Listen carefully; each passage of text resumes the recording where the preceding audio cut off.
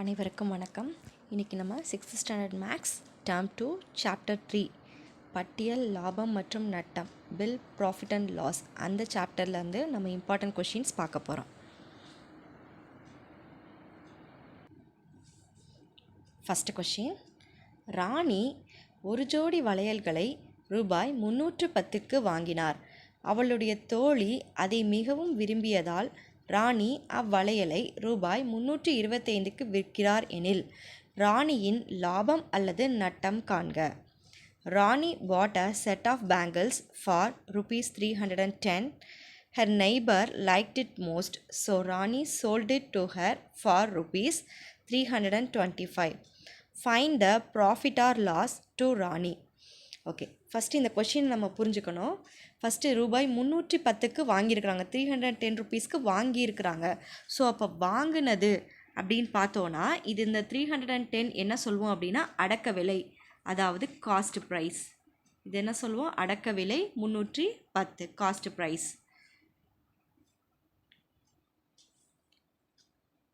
அவ்வளையலை ரூபாய் 325க்கு விற்கிறார். ஸோ இந்த ரூபாய் 325ன்றது விற்பனை விலை. ரூபாய் 365 விற்பனை விலை, அதாவது 310 ருபீஸ் வந்து சிபி காஸ்ட் ப்ரைஸ். ஓகேயா, 325 ருபீஸ்ன்றது selling price, so SP. So இப்போ நம்ம இதில் எது அதிகமாக இருக்குன்னு பார்க்கணும். அடக்க விலையா விற்பனை விலையா, காஸ்ட் ப்ரைஸா செல்லிங் ப்ரைஸா அப்படின்னு பார்க்கணும். இங்கே வந்து 310 ருபீஸ், இங்கே 325 ருபீஸ்க்கு விற்றுருக்குறாங்க. ஸோ இங்கே விற்பனை விலை தான் அதிகமாக இருக்குது, அடக்க விலை கம்மியாக இருக்குது. அடக்க விலை குறைவாக இருக்குது, விற்பனை விலை அதிகமாக இருக்குது. ஸோ அப்போ இந்த இடத்துல நமக்கு லாபம் தான் கிடைக்குது, ப்ராஃபிட் தான் நமக்கு கிடைக்குது. அப்போ ப்ராஃபிட் ஃபார்முலா என்ன பார்த்துருக்குறோம் நம்ம? Profit equal to SP minus CP. Selling ப்ரைஸ்லேருந்து நம்ம காஸ்ட் ப்ரைஸை சப்ட்ராக்ட் பண்ணோம். அதாவது 325லேருந்து 310 நம்ம சப்ட்ராக்ட் பண்ணும்போது நமக்கு என்ன ஆன்சர் கிடைக்கும்? 15 ரூபாய். ஸோ அப்போ 15 ரூபாய் லாபம், ப்ராஃபிட் 15 ருபீஸ். செகண்ட் கொஷின் பார்க்கலாம். ஒரு பழ வணிகர் ஒரு கூடை பழங்களை ரூபாய் 500க்கு வாங்கினார். ஸோ அப்போ வாங்கினார்னாலே இது என்ன விலை? இது அடக்க விலை. நெக்ஸ்ட், எடுத்து வரும்போது சில பழங்கள் நசுங்கி விட்டன. மீதமுள்ள பழங்களை ரூபாய் 480க்கு அவரால் விற்பனை செய்ய முடிந்தது. 480க்கு விற்பனை செய்ய முடிந்தது எனில் அவருடைய லாபம் அல்லது நட்டம் காண்க. ஸோ இந்த 480க்கு விற்பனை செய்கிறாங்க அப்படின்னா அது வந்து விற்பனை விலை. A fruit seller bought a basket of fruits for rupees 500. So rupees 500 is CP. During the transit, some fruits were damaged. So he was able to sell the remaining fruits for 480 rupees. So this is SP. Find the profit or loss in his business. இப்போ நம்ம வந்து அடக்க விலை அதிகமாக இருக்கா விற்பனை விலை அதிகமாக இருக்கான்னு பார்க்கணும். இப்போ அடக்க விலை 500, விற்பனை விலை 480. அப்போ வாங்கினதை விட குறைவாக தான் விற்றுருக்குறாங்க. ஸோ இங்கே விற்பனை விலை குறைவாக இருக்குது, அடக்க விலை அதிகமாக இருக்குது. அதாவது காஸ்ட் ப்ரைஸ் அதிகமாக இருக்குது, செல்லிங் ப்ரைஸ் கம்மியாக இருக்குது. ஸோ அப்போனா நம்ம என்ன பண்ணணும்? இந்த இடத்துல நமக்கு லாஸ் தான் கிடைக்கும். ஸோ லாஸ் ஃபார்முலா என்னது? CP minus SP. Loss formula CP minus SP. அதாவது அடக்க விலை மைனஸ் விற்பனை விலை. அடக்க விலை 500. ஸோ 500லேருந்து இந்த 480 நாம் சப்ட்ராக்ட் பண்ணோம். 500 மைனஸ் 480 என்ன வரும்? 20. ஸோ 20 ரூபாய் நட்டம். அந்த ஆப்ஷன் எங்கே இருக்குன்னா ஆப்ஷன் பி, 20 ரூபாய் நட்டம். நெக்ஸ்ட் கொஸ்டின் பார்க்கலாம். பாரி ஓர் உந்து வண்டியை ரூபாய் 55,000க்கு வாங்கி 5,500 லாபத்திற்கு விற்பனை செய்தார் எனில் உந்து வண்டியின் விற்பனை விலை என்ன? இப்போ பாரி ஒரு உந்து வண்டியை ரூபாய் 55,000க்கு வாங்குகிறார். அப்போ இது என்னது வாங்குகிறார் அப்படின்னா இது வந்து அடக்க விலை. நெக்ஸ்ட்டு 5,500 லாபத்திற்கு இங்கே கொடுத்துட்டாங்க. இங்கே நமக்கு லாபன்றதை அவங்களே சொல்லிட்டாங்க. நாம் என்ன கண்டுபிடிக்கணும்? விற்பனை விலை நாம் கண்டுபிடிக்கணும். Pari bought a motorcycle for rupees 55,000 and he gained rupees 5,500 on selling the same. What is the selling price of the motorcycle? So இங்கே 55,000 இங்கே வந்து சிபி காஸ்ட் ப்ரைஸ், தென் 5,500 ப்ராஃபிட் அவங்களே கொடுத்துட்டாங்க. நாம் வந்து எஸ்பி அதாவது செல்லிங் ப்ரைஸ் என்னன்றதை நாம் கண்டுபிடிக்கணும். இங்கே ஃபார்முலா ஆல்ரெடி கொடுத்துருக்குறேன். லாபம் கண்டுபிடிக்கிறதுக்கு ஃபார்முலா என்ன? விற்பனை விலை மைனஸ் அடக்க விலை. Profit equal to SP minus CP. நமக்கு இதில் என்ன கொடுத்துருக்குறாங்க? ப்ராஃபிட் கொடுத்துருக்குறாங்க, சிபி கொடுத்துருக்குறாங்க. நம்ம என்ன ஃபைண்ட் அவுட் பண்ணணும்? எஸ்பி தான் நாம் கண்டுபிடிக்கணும். ஸோ அப்போ எஸ்பி எப்படி கண்டுபிடிக்கிங்க? சிபி வந்து சப்ட்ராக்ஷனில் இருக்குது. ஸோ அது இந்த பக்கம் வரும்போது ப்ளஸ் ஆகிடும். அதாவது அடக்க விலை வந்து என்ன பண்ணுவோம்? நம்ம லாபத்தோடு நாம் ஆட் பண்ணணும். அப்போ அடக்க விலை என்னது? 55,000. இங்கே வந்து லாபம் வந்து 5,500. ஸோ இது ரெண்டையும் நம்ம என்ன பண்ணணும்? ஆட் பண்ணணும். ஸோ 55,000 ப்ளஸ் 5,500 இதை ரெண்டையும் ஆட் பண்ணோம் அப்படின்னா ஆன்சர் என்ன வரும் அப்படின்னா 60,500. ஸோ நமக்கு answer option C. 4th question. ஒருவர் ரூபாய் 300க்கு 75 மாம்பழங்களை வாங்கி, ரூபாய் 300க்கு எத்தனை மாம்பழங்கள் வாங்குறாங்க? 75 மாம்பழங்களை வாங்கி அவற்றில் 50 மாம்பழங்களை ரூபாய் 300க்கு விற்பனை செய்தார். அனைத்து மாம்பழங்களும் விற்பனையான பின் அவரது லாபம் அல்லது நட்டம் காண்க. A man bought 75 mangoes for rupees 300 and sold 50 mangoes for rupees 300. If he sold all the mangoes at the same price, find his profit or loss. அதாவது 75 மாம்பழங்களை வாங்கிய விலை, அதாவது அடக்க விலை வந்து 75 மாம்பழங்களுக்கு கொடுத்துருக்குறாங்க. ஆனால் இந்த விற்பனை விலை வந்து 50 மாம்பழங்களுக்கு கொடுத்துருக்குறாங்க. ஸோ இந்த 75 மாம்பழங்களுக்கும் நம்ம விற்பனை விலை ஃபைண்ட் அவுட் பண்ணால் மட்டும்தான் நம்மளால் ஈஸியாக செய்ய முடியும்.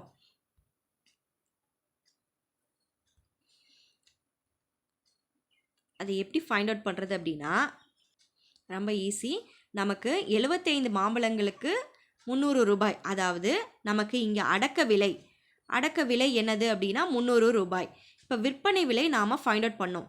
இங்கே 50 மாம்பழங்களுக்கு தான் விற்பனை விலை கொடுத்துருக்குறாங்க. அப்போ எப்படி நம்ம 75 மாம்பழங்களுக்கு விற்பனை விலை ஃபைண்ட் அவுட் பண்ணுறது அப்படின்னா கொடுத்துருக்கிறத இன்ட்டு 300 இன்ட்டு 75 மாம்பழங்களுக்கு தானே நம்ம ஃபைண்ட் அவுட் பண்ணோம். அப்போ 75/50 நாம் இப்படி பண்ணும்போது, அதாவது ரேஷியோ சாப்டர்லேயே நம்ம இது பார்த்துருக்குறோம். இந்த மாதிரி ஈஸியாக சிம்பிளிஃபை பண்ணுறத 6. ஸோ 50 300ஆல் கேன்சல் பண்ணும்போது 6 வருது. ஸோ 6 இன்ட்டு 75 ரூபாய் 450. நமக்கு என்ன வரும்? ரூபாய் 450. இது வந்து விற்பனை விலை. இப்போ நம்ம பார்க்கணும் எது அதிகமாக இருக்குது, அடக்க விலை அதிகமாக இருக்கா, விற்பனை விலை அதிகமாக இருக்கா? நமக்கு விற்பனை விலை தான் அதிகமாக இருக்குது. ஸோ நமக்கு இந்த இடத்துல நமக்கு ப்ராஃபிட் தான் கிடைக்குது. ஸோ லாபம் தான் கிடைக்குது. இப்போ நம்ம இந்த விற்பனை விலையிலேருந்து அடக்க விலையை நம்ம சப்ட்ராக்ட் பண்ணோம். 450லேருந்து 300 நம்ம சப்ட்ராக்ட் பண்ணும்போது நமக்கு என்ன கிடைக்கும்? 150. ஸோ 150 ரூபாய் லாபம். ஸோ இது எதில் இருக்குது அப்படின்னா ஆப்ஷன் பியில் இருக்குது. 5th question. ஒரு பழ வணிகர் 1 டஜன் ஆப்பிள்களை, 1 டஜன் அப்படின்னா நமக்கு என்ன தெரியணும்? 1 டஜன் அப்படின்னா 12. ஸோ 12 ஆப்பிள்களை ரூபாய் 84க்கு வாங்கினார். 2 ஆப்பிள்கள் அழுகிவிட்டன. அவருக்கு ரூபாய் 16 லாபம் கிடைக்க வேண்டுமெனில் ஒரு ஆப்பிளின் விற்பனை விலை. ஸோ ஒரு ஆப்பிளோட விற்பனை விலை என்னன்றதை கேட்டுக்கிறாங்க. A fruit seller bought a dozen apples for rupees 84. 2 apples got rotten. If he has to get profit of rupees 16, find the SP of each angle. So இது ரொம்ப ஈஸி. நமக்கு இங்கே என்ன கொடுத்துருக்குறாங்க? சிபி கொடுத்துருக்குறாங்க, இங்கே ப்ராஃபிட் கொடுத்துருக்குறாங்க. நாம் எஸ்பி ஃபைண்ட் அவுட் பண்ணணும். எதுக்கு? ஒரு ஆப்பிளோட எஸ்பி ஃபைண்ட் அவுட் பண்ணணும். இங்கே வந்து அடக்க விலை கொடுத்துருக்குறாங்க, லாபம் கொடுத்துருக்குறாங்க. ஸோ நம்ம விற்பனை விலையை நாம் இந்த ஃபார்முலாவில் கண்டுபிடிக்கணும். நமக்கு ஃபார்முலா என்ன தெரியும்? லாபம் ஈக்குவல் டு விற்பனை விலை மைனஸ் அடக்க விலை. So profit equal to SP minus CP. So இதுலேருந்து எஸ்பி எப்படி கண்டுபிடிக்கிறது அப்படின்னா இந்த லாபத்தையும் இந்த அடக்க விலையும் நாம் ஆட் பண்ணும்போது நமக்கு விற்பனை விலை கிடச்சிரும்.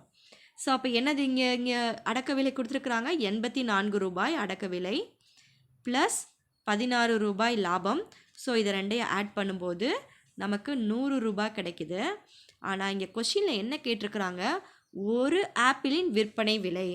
ஸோ அப்போ டிவைடட் பை 12 போடலாமா? நம்ம போடக்கூடாது. ஒரு டஜன் ஆப்பிள் வாங்கியிருக்கிறோம், ஆனால் அதில் என்ன ஆயிடுச்சு, 2 ஆப்பிள் அழுகிருச்சு. 2 ஆப்பிள்ஸ் காட் ராட்டன். ஸோ அப்போ மீது எத்தனை ஆப்பிள் இருக்குது? ஸோ 10 ஆப்பிள் தான் இருக்குது. ஸோ டிவைடட் பை 10 டிவைட் பண்ணும்போது நமக்கு ஒரு ஆப்பிளோட விலை என்ன கிடைக்கிது, 10. ஸோ ஒரு ஆப்பிளோட விற்பனை விலை 10 ரூபாய். Option B is the correct answer. 6th question. Valarmathi தன்னுடைய முத்து மாலையை ரூபாய் 30,000க்கு விற்பனை செய்து அதனால் லாபம் ரூபாய் 5,000 பெறுகிறார் எனில் முத்து மாலையின் அடக்க விலையை காண்க. Valarmathi sold her pearl set for rupees 30,000 at a profit of rupees 5,000. Find the cost price of a pearl set. அதாவது இந்த இடத்துல இந்த 30,000ன்றது இங்கே விற்பனை விலை, என்ன விலைக்கு விற்றாங்களோ அது கொடுத்துருக்குறாங்க. அப்புறம் இங்கே லாபம் கொடுத்துருக்குறாங்க. நாம் என்ன கண்டுபிடிக்கணும், அடக்க விலை கண்டுபிடிக்கணும். அதாவது காஸ்ட் ப்ரைஸ் நாம் ஃபைண்ட் அவுட் பண்ணணும். எஸ்பி கொடுத்துருக்குறாங்க, ப்ராஃபிட் கொடுத்துருக்குறாங்க. ஸோ நமக்கு ஃபார்முலா என்ன தெரியும், profit equal to SP minus CP, லாபம் ஈக்குவல் டு விற்பனை விலை மைனஸ் அடக்க விலை. நமக்கு இந்த அடக்க விலை கண்டுபிடிக்கணும் அப்படின்னா இந்த அடக்க விலை இந்த பக்கம் வரும்போது ப்ளஸ் ஆகிடும், அப்போ இங்கே இருக்கிற லாபம் இங்கே வரும்போது மைனஸ் ஆகிடும். அப்போ நமக்கு ஃபார்முலா என்ன ஆகும், விற்பனை விலைக்கு விற்பனை விலை equal to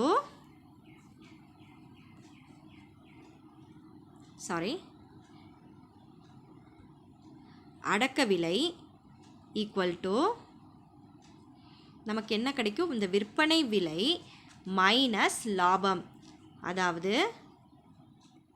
cost price CP equal to SP minus profit. அப்போ எஸ்பியிலேருந்து இந்த ப்ராஃபிட்டை நம்ம சப்ட்ராக்ட் பண்ணணும். அதாவது இந்த 30,000லேருந்து இந்த 5,000 சப்ட்ராக்ட் பண்ணும்போது நமக்கு என்ன கிடைக்கும், 25,000. So 25,000 is the correct answer. 7th question. Guna தனது பொருளை ரூபாய் 325 என குறித்து ரூபாய் 30 தள்ளுபடியில் விற்பனை செய்தார் எனில் விற்பனை விலையை காண்க. அதாவது இது இப்போ இவ்வளோ நேரம் நம்ம லாபம் நஷ்டம் ஃபார்முலா பார்த்தோம். இப்போ இங்கே குறித்த விலை தள்ளுபடி விற்பனை விலை. ஸோ அதை வச்சு நாம் எப்படி பண்ணுறது அப்படின்றத பார்க்க போகிறோம். ஒரு பொருளை 320, அதாவது மார்க்கெட் ப்ரைஸ் அதில் 325ன்னு குறிச்சிருக்கிறாங்க, அதுலேருந்து ரூபாய் 30 தள்ளுபடி செஞ்சு விற்றுருக்குறாங்க. ஸோ அப்போ விற்பனை விலை என்னன்றதை நம்ம ஃபைண்ட் அவுட் பண்ணோம். If Guna marks his product to be sold for rupees 335, அதாவது மார்க்கெட் ப்ரைஸ் இங்கே கொடுத்துருக்குறாங்க, மார்க் பண்ணியிருப்பாங்க இல்லையா. ஒரு பொருள் வாங்கினோன்னா அதில் டேக்கில் ஒரு ப்ரைஸ் இருக்கும் இல்லையா, அதுதான் மார்க்கெட் ப்ரைஸ். அந்த ப்ரைஸை விட நமக்கு கம்மியாக என்ன பண்ணுவாங்க, டிஸ்கவுண்ட் பண்ணி கொடுப்பாங்க இல்லையா, தள்ளுபடி செஞ்சு. ஸோ அந்த தள்ளுபடி விலை தான் ரூபாய் 30. அதில் இருந்து இந்த ரெண்டு கொடுத்துருக்குறாங்க, நாம் செல்லிங் ப்ரைஸ் எஸ்பி நம்ம கண்டுபிடிக்கணும். ஸோ நமக்கு ஃபார்முலா என்னது, விற்பனை விலை ஈக்குவல் டு குறித்த விலை மைனஸ் தள்ளுபடி. So SP equal to market price minus discount. அப்போ அந்த மார்க்கெட் ப்ரைஸ்லேருந்து அந்த டிஸ்கவுண்ட்டை நம்ம டேரெக்டாக சப்ட்ராக்ட் பண்ணால் போதும். ஸோ அப்போ 325 மார்க்கெட் ப்ரைஸ், தள்ளுபடி 30. ஸோ இதை சப்ட்ராக்ட் பண்ணோன்னா ரூபாய் 295. So A is the correct answer. 8th question. ஒருவர் ஒரு நாற்காலியை ரூபாய் 1,500க்கு வாங்கினார். தள்ளுபடி ரூபாய் 100 அளித்த பின் ரூபாய் 250 லாபம் பெறுமாறு விற்பனை செய்ய விரும்பினார் எனில் நாற்காலியின் குறித்த விலை எவ்வளவு? அதாவது ஒரு நாற்காலியோட வாங்கிய விலை, அதாவது அடக்க விலை ரூபாய் 1,500, தள்ளுபடி டிஸ்கவுண்ட் ரூபாய் 100, லாபம் ரூபாய் 250. ஸோ அதோட குறித்த விலை என்னன்றதை கேட்டிருக்கிறாங்க. A man buys a chair for rupees 1,500. He wants to sell it a profit of rupees 250 after making a discount of rupees 100. Discount rupees 100. What is the MP market price? MP means market price of the chair. So குறித்த விலை நாம் கண்டுபிடிக்கிறதுக்கு நமக்கு formula என்ன அப்படின்னா, விற்பனை விலை equal to குறித்த விலை மைனஸ் தள்ளுபடி. SP equal to market price minus discount price. நமக்கு இங்கே என்ன வேணும்? குறித்த விலை வேணும். ஸோ குறித்த விலை வேணும்னா நாம் என்ன பண்ணுவோம்? நாம் இந்த தள்ளுபடியை இந்த பக்கம் எடுத்துகிட்டு போவோம். ஸோ அப்போ விற்பனை விலையோட நமக்கு என்ன பண்ணுவோம்? தள்ளுபடியை ஆட் பண்ணால் நமக்கு குறித்த விலை கிடச்சிரும். டிஸ்கவுண்ட்டை எஸ்பியோட ஆட் பண்ணால். ஆனால் நமக்கு இங்கே எஸ்பியே கொடுக்கலையே. நமக்கு இங்கே என்ன கொடுத்துருக்குறாங்க? நமக்கு இங்கே 1500 வாங்கிய விலை கொடுத்துருக்குறாங்க, லாபம் கொடுத்துருக்குறாங்க, அப்புறம் தள்ளுபடி ஓகே, இங்கே கொடுத்துருக்கிறது தள்ளுபடி. ஸோ 1500 இந்த 250 லாபம், இது ரெண்டும் தான் கொடுத்துருக்குறாங்க. ஸோ இது ரெண்டையும் நம்ம ஆட் பண்ணும்போது, அதாவது ரூபாய் 1500 ப்ளஸ் 250, இது ரெண்டையும், இது என்னது? லாபம். ஸோ அடக்க விலையையும் இந்த லாபத்தையும் நம்ம ஆட் பண்ணும்போது நமக்கு என்ன கிடச்சிரும்? எஸ்பி கிடச்சிரும். ஸோ இதை ரெண்டையும் ஆட் பண்ணும்போது எஸ்பி கிடச்சிரும். ஸோ விற்பனை விலை கிடச்சிரும். இந்த விற்பனை விலையோடு நாம் எதை ஆட் பண்ணணும்? நாம் இந்த தள்ளுபடியையும் சேர்த்து ஆட் பண்ணோம். ஸோ அப்போ இந்த மூணையும் நம்ம ஆட் பண்ணும்போது நமக்கு ஆன்சர் 1 ஸ்டெப்பில் கிடச்சிரும். கொஷினை நம்ம ஈஸியாக புரிஞ்சுக்கிட்டாலே போதும். எல்லா சமயம் நம்ம 1 ஸ்டெப்லேயே நம்ம பண்ணிடலாம். எல்லா சமயம் 1 ஸ்டெப் பண்ணுற மாதிரி தான் இருக்கும். ஸோ கொஷினை நம்ம ரொம்ப ஈஸியாக அண்டர்ஸ்டாண்ட் பண்ணிக்கணும்.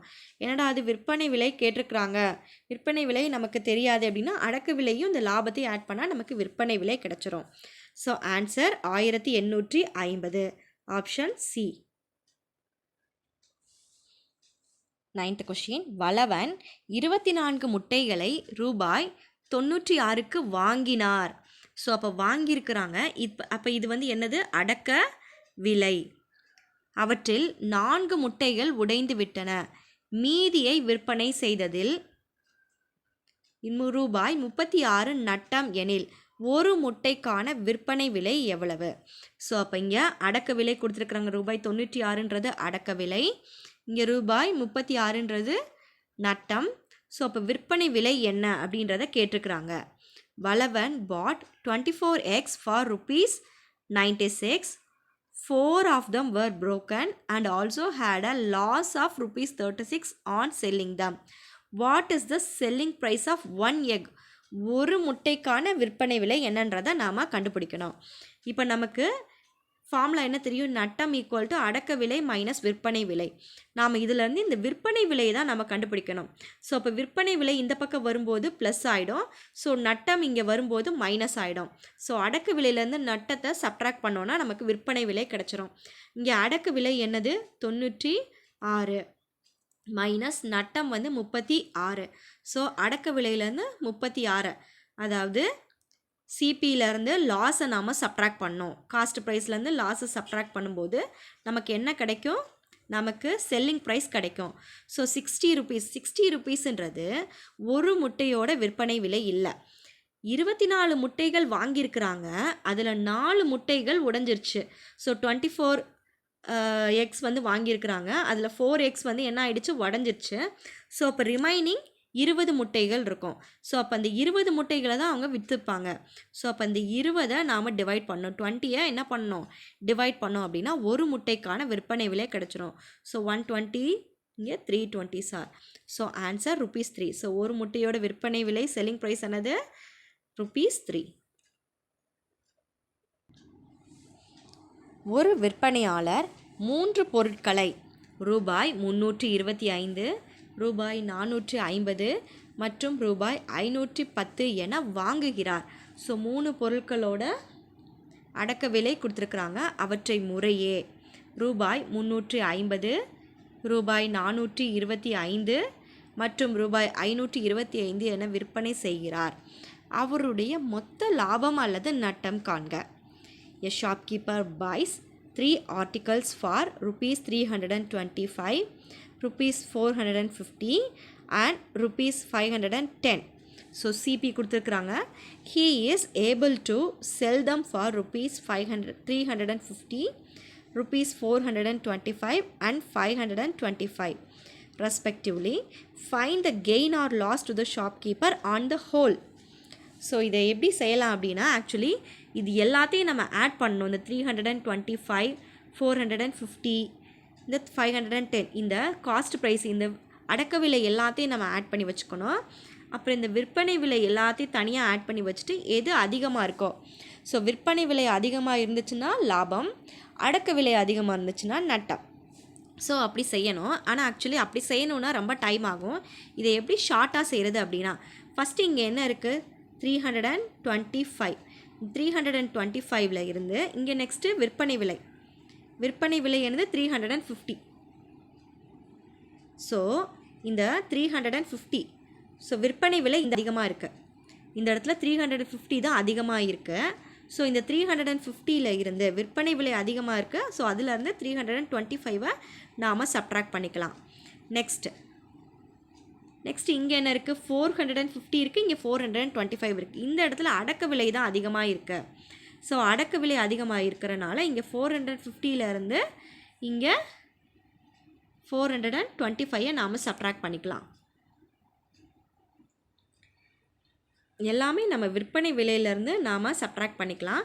ஸோ 425 மைனஸ் 450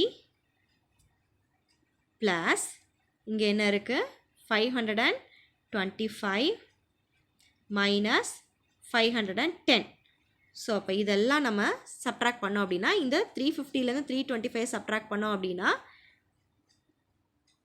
நமக்கு இங்கே 25 கிடைக்கும்.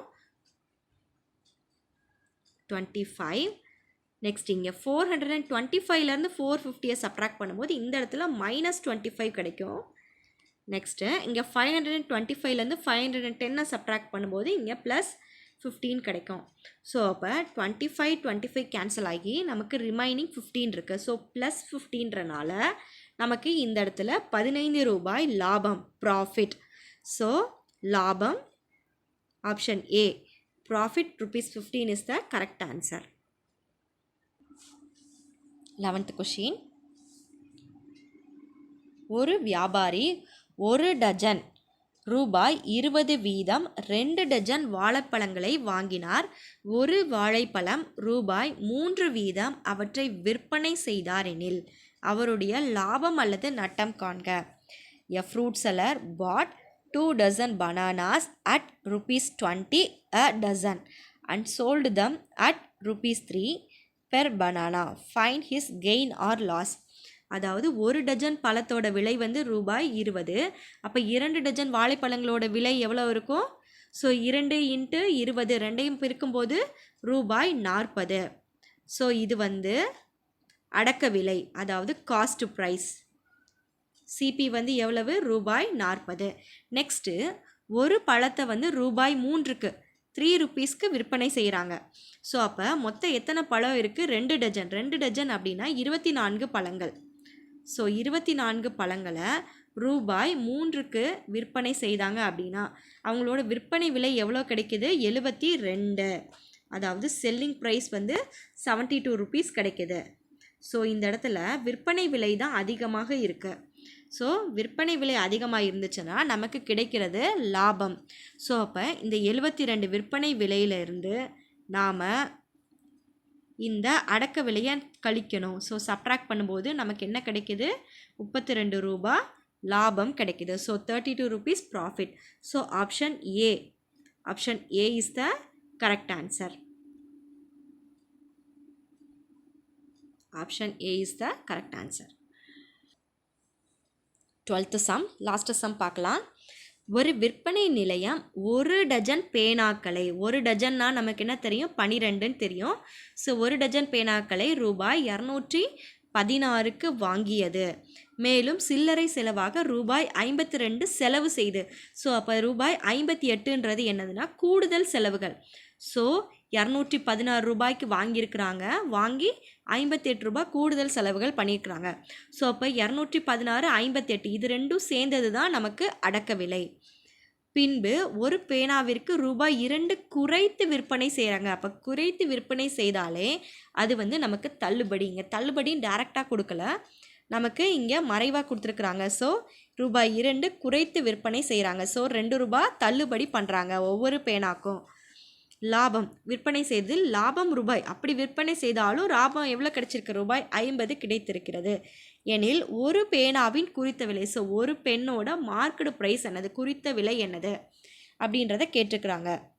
A store purchased pens at rupees 216 per dozen.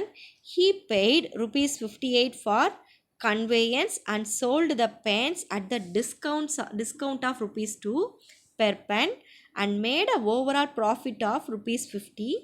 Find the MP of each pen. So marked price. இங்கே என்ன கொடுத்துருக்குறாங்க, purchased. So purchased price 216. He paid rupees 58 conveyance, அதாவது overhead expenses rupees 58 ஆயிருக்கு. So discount of rupees 2. So market price என்னன்றதை நம்ம கண்டுபிடிக்கணும்.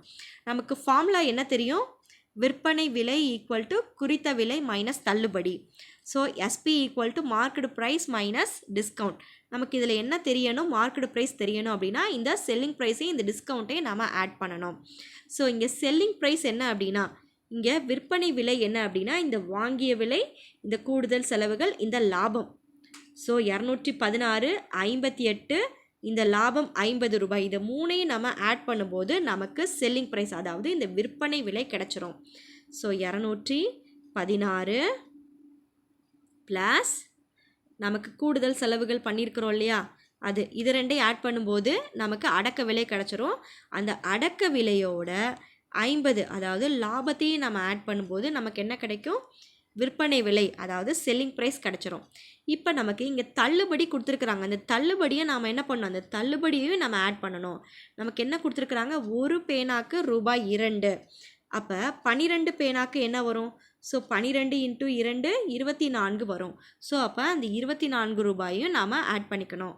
So மொத்தம் இதை ஃபுல்லாக ஆட் பண்ணும்போது நமக்கு என்ன கிடைக்கும் அப்படின்னா 348 ரூபாய் கிடைக்கும். ஸோ இதை டோட்டலாக ஆட் பண்ணும்போது 348 ரூபாய் கிடைக்கும். இது என்ன அப்படின்னா 12 பேனாக்களோட விற்பனை விலை, அதாவது குறித்த விலை, 12 பேனாக்களோட குறித்த விலை கிடச்சிருக்கு. ஸோ அப்போ நம்ம 12ஆல் டிவைட் பண்ணும்போது ஒரு பெண்ணோட மார்க்கெட் ப்ரைஸ் நமக்கு என்னன்னு கிடச்சிரும். ஸோ அப்போ இதை டிவைட் பண்ணும்போது நமக்கு என்ன கிடைக்குது, 29 ரூபாய். ஸோ ஒரு பெண்ணோட மார்க்கெட் ப்ரைஸ் எவ்வளோ, rupees 29. So okay, thank you.